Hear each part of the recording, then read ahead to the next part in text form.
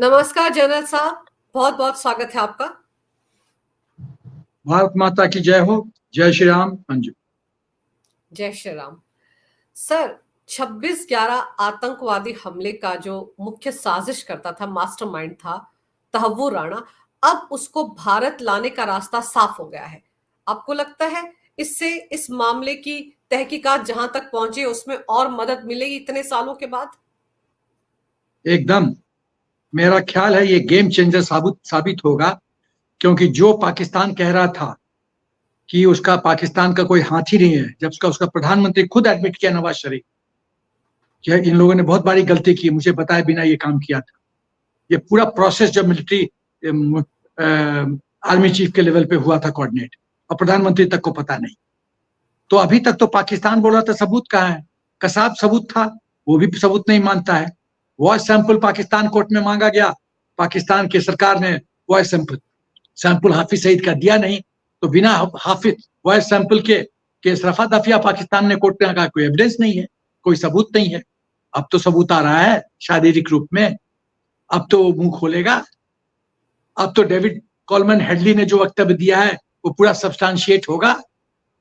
कैसे हेडली को जितना ये तौर राना अपना बिजनेस एंटरप्राइज कर रहा था, वो पहले पाकिस्तान में वो था, कैप्टन था आर्मी मेडिकल कोर का।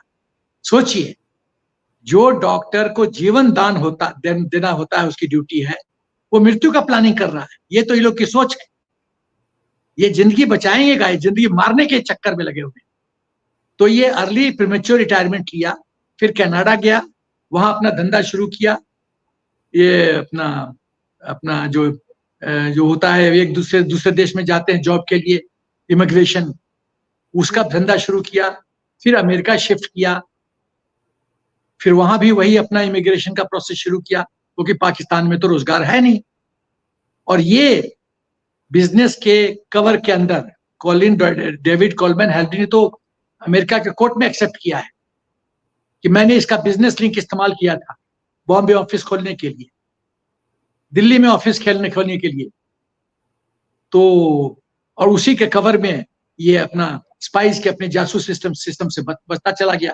पूरा रेकी किया कि किस किस तरह के ताजमहल होटल टारगेट किया जाएगा, नरीमन हाउस टारगेट किया जाएगा, कौन कौन होटल किया जाएगा, छत्रपति शिवाजी रेलवे स्टेशन किया जाएगा टारगेट। मतलब जहां जहां भीड़ इकट्ठा है, मैक्सिमम भीड़ होती है, उसको टारगेट करो। 174 ताज होटल में 174 लोग मारे गए थे, जिसमें 26 फॉरनर। अब तो ये आएगा यहाँ पे, अब इंटेलिजेंस एजेंसीज, पुलिस के सामने ये गीत गाएगा। वो तो सबूत मानेगा ना पाकिस्तान, जो भी नहीं मानेगा। तो मेरा ख्याल ये बहुत बहुत बड़ी उपलब्धि है मोदी सरकार की, और ये बहुत टर्निंग पॉइंट होगा ये पूरा 26/11 के केस में, और बहुत पुख्ता सबूत पाकिस्तान को हम दे पाएंगे। सर, बड़े दिन से भारत लगातार प्रत्यार्पण के लिए ट्राई कर रहा था, लेकिन हो नहीं पा रहा था। टाइमिंग कितना मायने रखती, क्योंकि एक तरफ तो अमेरिका में चुनाव होने वाले हैं और वहां सत्ता परिवर्तन भी हो सकता है, और फिर कहाँ तो अमेरिका लगातार वो पन्नू के मामले में भारत को पर आरोप लगाता आ रहा है कि उसको मारने की कोशिश की, और उस बीच में इस तरह की कामयाबी भारत को मिलना, किस तरह से आपको लगता है कि अमेरिकी चुनाव में भी ये रोल प्ले करेगी? और पाकिस्तान तो अब बैकफुट पर आएगा ही। देखिए, अमेरिका का जो डीप स्टेट है वो बहुत शातिर है, और मुझे तो लगता है मिस्टर बाइडेन का कुछ चलता नहीं है। वो तो खाली इशारे पे नाच रहे हैं, उनकी अपनी बुद्धि तो काम करती नहीं है। आप देखी होंगी कि वीडियो रिकॉर्डिंग है जहां वो कहता है कि मिस्टर ट्रंप वाइस प्रेसिडेंट हमारे पार्टी से लड़ेंगे। जो आदमी इस तरह की बातें करता है कि मिस्टर ट्रंप लड़ेगा वाइस प्रेसिडेंट, जबकि कमला हैरिस वाइस प्रेसिडेंट है, तो आप सोचिए कि उनकी बुद्धि तो अब सठिया गई है, उनको कुछ याद नहीं रहता है। जेलेंस्की को बोलता है कि मिस्टर पुतिन को मैं वेलकम करता हूं। ये तो उसकी हालत है, तो क्या देश अमेरिका को क्या गवर्न करेगा, उसकी तो ये हालत है। बहुत दयनीय स्थिति है। लेकिन सवाल यह है कि आपने बहुत अच्छा प्रश्न उठाया कि why this and why now, ये क्यों और अभी क्यों। टाइमिंग बहुत महत्वपूर्ण है, और इसके जो मेगा लिंक्स हैं, इसको आपको विश्लेषण करने की जरूरत है। मेगा लिंक्स क्या है? बांग्लादेश में रिजीम चेंज, उसमें डीप स्टेट अमेरिका का हाथ इन्वॉल्वमेंट, किसी भी हालत पे शेख हसीना को हटाने का पूरा षड्यंत्र, जिसमें हिंदुस्तान के एक पार्टी के लोग भी इन्वॉल्व हैं उसमें हाँ बोलने में। लंदन में उन्होंने हाँ बोला था, किसी से मिले थे वो। तो इसके बावजूद जब भारतवर्ष ने टफ स्टैंड लिया कि इस तरह का इंटरफेरेंस नहीं चलेगा, तो देखिए अगला आपकी शक्ति परीक्षण करता रहता है, और अगला जब देखता है कि आप बहुत ही डिटरमिन्ड है, चुनौती को स्वीकार करते हैं, और सठम साठम समाचार आप 2 कदम चलो तो आप कौन चलोगे, प्यादे चलोगे तो हम वजीर चलेंगे, हम घोड़ा चलेंगे, हम ऊंट चलेंगे, तो वो तो बैकफुट पे जाएगा ना। वही अमेरिका कह रहा है, कर रहा है। अमेरिका को लग गया है कि अमेरिका जो सोचता था कि 240 सीट के बाद मोदी सरकार कमजोर सरकार होगी, हाथ ममोड़ के हम चीजें मनवाएंगे, वो सपने टूट गए हैं। उसको लग गया है कि नहीं, शेर शेर होता है, शेर थोड़ा जख्मी हो जाए, थोड़ा उंगली में खरोच लग जाए तो शेर चूहा नहीं बन जाता। ये अमेरिका को समझ में आ गया है। एंड देयरफॉर हार्ट चेंज, हृदय परिवर्तन। एंड देयरफॉर ये जो कोर्ट ने ऑर्डर दिया है कि भाई 2020 में भारत सरकार ने अप्रोच किया था एक्सट्रेडिशन के लिए, और एक्सट्रेडिशन का हमारा संधि है अमेरिका और हिंदुस्तान के बीच में, तो संधि के अनुसार संधि को ऑनर करो। जो हमारा राष्ट्र का हित किया उसको भेजो हमारे पास। तो ये इसीलिए ये बैकफुट पे जो अमेरिका आ रहा है, बैकफुट का पहला कारण ये है। दूसरा कारण है कि कहीं ना कहीं मिस्टर बाइडेन के पार्टी को लग रहा है कि उनके चांसेस बड़े डिम होते जा रहे हैं जीतने के। तो क्या करो, पहला हिंदुस्तान के लॉबी को खुश करने की कोशिश करो, क्योंकि बहुत इंपॉर्टेंट वोट बैंक है, ज्यूइश वोट बैंक, हिंदुस्तानी वोट बैंक, बहुत महत्वपूर्ण वोट बैंक है। इसको थोड़ा सा प्लीज करने की कोशिश करो। वो कैसे पॉसिबल है? राणा को सेक्रीफाइस कर दो। शतरंज में राजा को बचाने के लिए यदि वजीर को भी सेक्रीफाइस करना पड़ता है तो किया जाता है। यही है शतरंज का खेल। वजीर कितना इंपॉर्टेंट प्लेयर होता है, लेकिन वजीर को भी सेक्रीफाइस किया जाता है यदि राजा सुरक्षित हो रहा है। यही ये तो वजीर तो है नहीं, ये तो राक्षस है। तो उसको सेक्रीफाइस किया जा रहा है भारत को प्लीज करने के लिए, भारतीय जो अमेरिका में उनको प्लीज करने के लिए कि देखो तुम्हारा दोषी था, उसको मैं हिंदुस्तान भेज रहा हूं। खेल ये है। कोई हम पर बहुत मेहरबानी नहीं कर रहा है अमेरिका, ये उसकी मजबूरी है, उसको करना पड़ेगा। और वही नहीं, अभी आगे आगे देखिए क्या होता है। बहुत कुछ का मुझे आभास है, लेकिन अभी प्रीमेच्योर है, मुंह खोलना सही नहीं रहेगा। अमेरिका यदि भ्रम में है कि वो विश्व का बहुत शक्तिशाली देश है, वो भ्रम को तोड़ दे। मोदी के हिंदुस्तान से टकरा रहा है, कॉस्ट, इसकी कीमत बहुत महंगी पड़ेगी उसको, बहुत महंगी पड़ेगी। खाली मैं इतना आगाह करना चाहता हूं डीप स्टेट को। पर sir, don't take mister Modi lightly, don't, बहुत पछताओगे। या पर सर, पाकिस्तान का भी तो एक तरह से कहीं ना कहीं अंदर खाने डीलिंग रही होगी अमेरिका के साथ कि वो तहव्वुर राणा को तो भारत ना भेजे। तो पाकिस्तान के लिए भी तो जोरदार झटका है ये, क्योंकि पाकिस्तान की तो पूरी पोल पट्टी ये शख्स खोल के रख देगा ना। अब जितने डोजियर भारत ने सब उसने किनारे लगा दिए, हमारा तो कोई लेना देना ही नहीं है। लेकिन अब जब उनका ही अपना एक पुराना ऑफिसर पोल पट्टी खोलेगा सर, तब तो वो कहीं मुंह दिखाने लायक नहीं बचेंगे। तो उनका भी तो कहीं ना कहीं झटका है उनके लिए भी ये सब। नहीं, झटका तो है। तो अंतरराष्ट्रीय स्तर पे मैं तो बोलता हूँ, कई बार बोल चुका हूँ, कई चैनल पे बोल चुका हूँ, कई बार यूट्यूब रिकॉर्डिंग बोल चुका हूँ, अंतरराष्ट्रीय स्तर पे कोई किसी का नहीं है। सब देखते हैं इसमें मेरा क्या, एक ही लाइन है, इसमें मेरा क्या फायदा है। तो क्या अमेरिका पाकिस्तान का परमानेंट दोस्त है? नहीं, मौकाटेरियन है। न वेजिटेरियन है, नॉन वेजिटेरियन, मौकाटेरियन है। जहां मौका जैसा देखा पलटी मार गया है। वो इस समय देख रहा है कि हिंदुस्तान ग्रेटर फैक्टर है बहुमुखी रूप से। तो पहले वो संभाले कि पाकिस्तान को संभाले। पाकिस्तान को तो बाद में देख लेगा। पाकिस्तान का तो आर्मी चीफ वहां जाके दंडवत करता है, उस दंडवत करेगा तो उसको बता दिया जाएगा डू इट, वो डू इट करेगा। जब बाजवा रिटायरमेंट के कुछ दिन पहले जाके वहां सलाम मारने जाता है, इसका मतलब क्या हुआ? माई बाप, आपके इशारे पे हम नाचे, अब हम जा रहे हैं, कृपा दृष्टि बना के रखिएगा। तो वहां तो कोई प्रॉब्लम नहीं है, और पाकिस्तान चलाता है, पाकिस्तान की आर्मी चीफ, तो वहां कोई समस्या नहीं है। हिंदुस्तान एक ज्यादा बिगर फैक्टर है, तो हिंदुस्तान को खुश करो और ओपनली, यदि मैं इशारों इशारों में बोल रहा हूं, ओपनली यदि भारत के इंपॉर्टेंट प्लेयर्स, मैं नाम नहीं ले रहा हूं, important players openly mister Trump को यदि सपोर्ट करते हैं, तो मिस्टर बाइडेन की पार्टी के लिए महा कष्टम, बहुत बड़ा कष्ट होगा। ये ये ये लोग यूज टू है ना, कि जैसे पुराना प्रधानमंत्री, मैं नाम नहीं लूंगा, वो पीछे पीछे दुम दबा के चलते रहते थे, ये लोग यूज टू है वो कल्चर। अरे वो हिंदुस्तान नहीं है भाई, हिंदुस्तान बदल चुका है, शेर जाग चुका है, पिंजरे से निकल चुका है, चिघार रहा है, पूरा गुंजन विश्व में गूंज रहा है।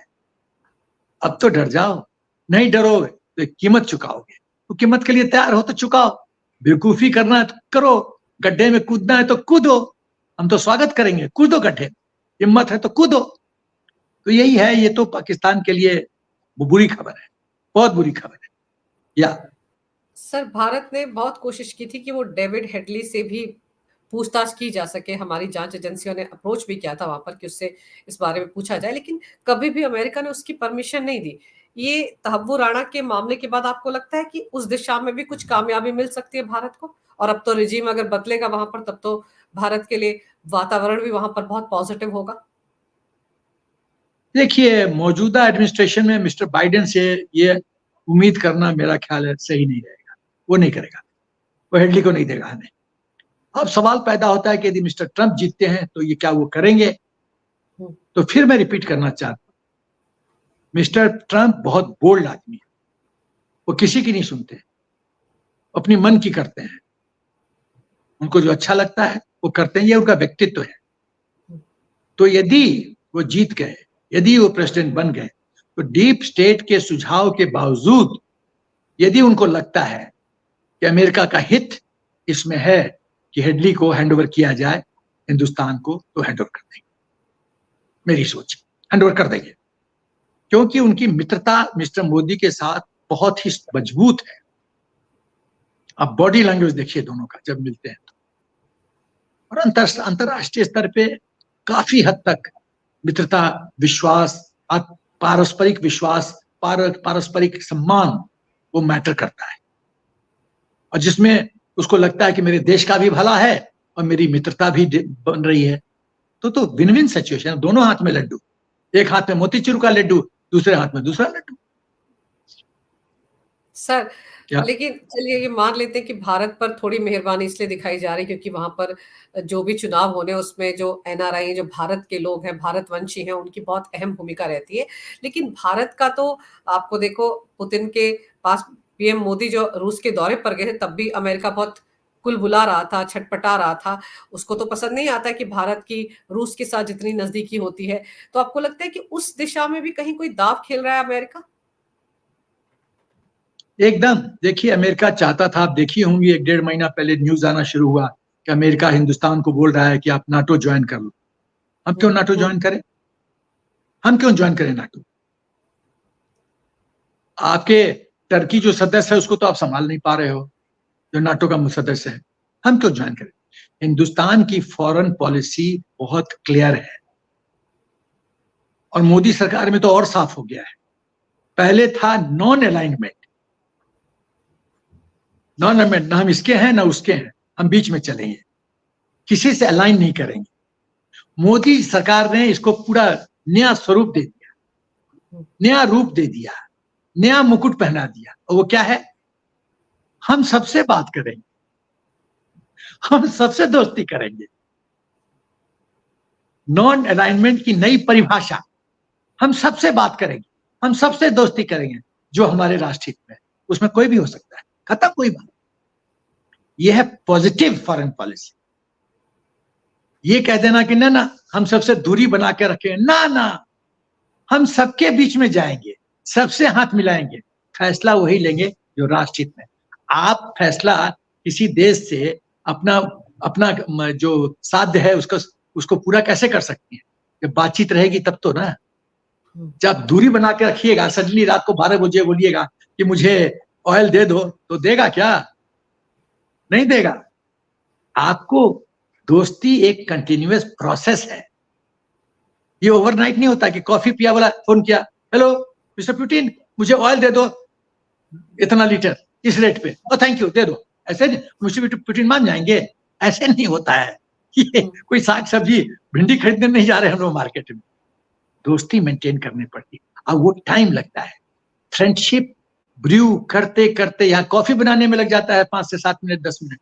दोस्ती बनाने में वक्त लगता है, महीना 6 महीना 1 साल। विश्वास पैदा करने में कई साल लग जाता है। ये बांग्लादेश में जो गदर हुआ, बांग्लादेश रिपेंट करेगा कि उसने ऐसी गलती क्यों की। उसका हितैषी कौन है? हिंदुस्तान छोड़ के उसको सब ब्लैकमेल करेंगे, सब उसका फायदा उठाएंगे। खाली हिंदुस्तान है। हिंदुस्तान का इतिहास है कि भारत एक जमाने में सुपर पावर था। हमने किसी का जमीन अटैक किया? हमने किसी का जमीन छीना? हमने कहीं किसी का उपद्रव करवाया? नहीं। ये हमारा चरित्र है, वसुधैव कुटुंब का, बहुजन हिताय बहुजन सुखाय। ये हमारा चरित्र है हिंदुस्तान का। कुछ लोगों का चरित्र है चाइना का, लैंड ग्रैब करो। अमेरिका का है कि रिजीम चेंज करो। हम तो किसी का रिजीम चेंज नहीं करवाते। हम तो सबको अफेक्शन देते हैं, सबका हित। टर्की ऐसे देश को हमने मदद किया, जानते हुए कि एहसान फरामोश देश है, फिर भी हमने किया मदद, मोदी जी ने किया। तो आपको पूरा रिश्ता इस तरह से देखना है। ये है पॉजिटिव एंगेजमेंट। पहला जो नॉन अलाइनमेंट था वो नेगेटिव रूप था उसका स्वरूप, ये पॉजिटिव स्वरूप। पर सर, जैसे बांग्लादेश के मामले में अमेरिका CIA एक्सपोज हुआ है, खुलकर सारे तथ्य सामने आ रहे हैं कि कैसे वो एक आइलैंड चाह रहे थे उनसे, और वो आइलैंड सेंट मार्टिन आइलैंड चाह रहे थे, वो नहीं मिला। खुद शेख हसीना ने कहा। उसके बाद अमेरिका पूरी तरह से एक्सपोज हो गया है, और अमेरिका ने शेख हसीना का जो वीजा था उसको भी रद्द कर दिया। तो ये दूसरी गलती भी अमेरिका ने की, और अब शेख हसीना भारत में है, और वो शायद अमेरिका को पसंद भी ना आ रहा हो। आपको लगता है कि इसका उससे भी कहीं कोई कनेक्शन हो सकता है? यदि अमेरिका सोचता है कि ताउर राना को छोड़ के वो मोदी जी के फैसले को बदल सकता है शेख हसीना जी के परिप्रेक्ष्य में, तो ये उसकी बहुत बड़ी भूल है। ये बहुत बड़ी भूल है। वो यदि शतरंज का चाल चलेगा प्यादा वजीर, तो मोदी जी को भी चाल चलने आता है। आप आगे आगे देखिए बांग्लादेश में क्या होता है। इससे ज्यादा मैं आगे कुछ बोलूंगा नहीं, प्रीमेच्योर होगा। आगे आगे देखिए खेल होता है। नदी देखिए, नदी का हवा देखिए, और हवा का धार देखिए, हवा का रुख देखिए, फिर मजा आएगा। ये डीप स्टेट अपनी जो उंगली काटता रह जाएगा। रिजीम चेंज ये करते रहते हैं। पहले अपना तो देश बचा लो, पहले अपने तो गद्दी बचा लो मिस्टर बाइडेन। दूसरे की तो बात छोड़ो, पहले अपना गद्दी बचाओ। डीप स्टेट को बोलो तुमको जिता देगा, बोलो रिजीम चेंज कर लो, वहां बचा लो अपने रिजीम को। सर डीप स्टेट ने ही तो उनका कैंडिडेचर कैंसिल करवाया है, तभी तो वो कमला हैरिस को लेकर आए हैं। डीप स्टेट ही तो लेकर आया है। तो डीप स्टेट ये पार्टी का अपॉइंटमेंट चेंज कर सकता है, लेकिन जिता थोड़ी सकता है डीप स्टेट। वहां तो लोग वोट करेंगे, वहां CIA एजेंट थोड़ी वोट करेगा। सर, जैसे अभी भारत के इर्द गिर्द अगर आप देखें तो सबके सब जो देश है, कहीं ना कहीं उथल पुथल मची हुई है। लेकिन इस बीच मालदीव्स में देखिए, मोइजू तो भारत के मुरीद हो गए। हमारे विदेश मंत्री वहां पर दौरे पर गए थे। 28 ऐसे आइलैंड हैं जो भारत को दे दिए हैं, और बड़ी तारीफ कर रहे थे, भारत हमारी मदद कर रहा है। कहीं ऐसा है कि मतलब उनको चीन की मंशा समझ में आ गई, लौट के बुद्धू घर को आ गए? ऐसा लगता है आपको, या ये भी थोड़ा बहुत इधर और उधर दोनों तरफ रहना चाहते हो मोइजू? मुझे इन लोगों की सोच पे अब बुद्धि पे तरस आती है। मिस्टर मोइजू या और भी नेपाल या भूटान, नेपाल या आपका ये हो गया श्रीलंका, बांग्लादेश, म्यांमार, ये लोग यदि समझते हैं कि चीन और अमेरिका उसका शुभचिंतक हो सकता है, तो मुझे तरस आता है। मैं इससे ज्यादा कुछ बोल नहीं सकता। इसको यही बोलूंगा कि आप भाई, आपको बुद्धि नहीं है। ये लोग कभी आपके नहीं हो सकते। हम लोग को फौज में सिखाया जाता है IFF, identification of friend and foe. दोस्त कौन है, दुश्मन कौन है। सही माने पे इतिहास क्या बताता है कि कौन सही मित्रता निभाता है और कौन किस पे भरोसा नहीं किया जा सकता। क्या इन लोग को अक्ल नहीं है कि चीन आपका कभी नहीं हो सकता है? क्या इन लोग को अक्ल नहीं है कि अमेरिका आपका कभी मतलब सही मित्र नहीं हो सकता है? एक हिंदुस्तान ही विश्व में एक देश है जो एक बार मित्रता या ह्यूमन ग्रांट्स पे सपोर्ट करता है तो करता है। टर्की को हमने सपोर्ट किया, हम जानते हैं ये आसान फरामोश देश है, ये बैकबाइट करेगा, उल्टा वॉर करेगा, फिर भी हमने मदद किया, फिर भी मदद किया। तो ये तो देखिए, किसी का डीएनए नहीं बदलता है, चरित्र नहीं बदलता है, सोच नहीं हजारों हजारों साल से हिंदुस्तान ने अपना ये चरित्र डेवलप किया है। क्या हम मानवता के नाम पे सपोर्ट करेंगे, हम नीडी को मदद करेंगे। अब लाइन ऑफ क्रेडिट देखिए, अब कितना लाइन ऑफ क्रेडिट दे रहे हैं किस किस देश को, आपको पता ही है।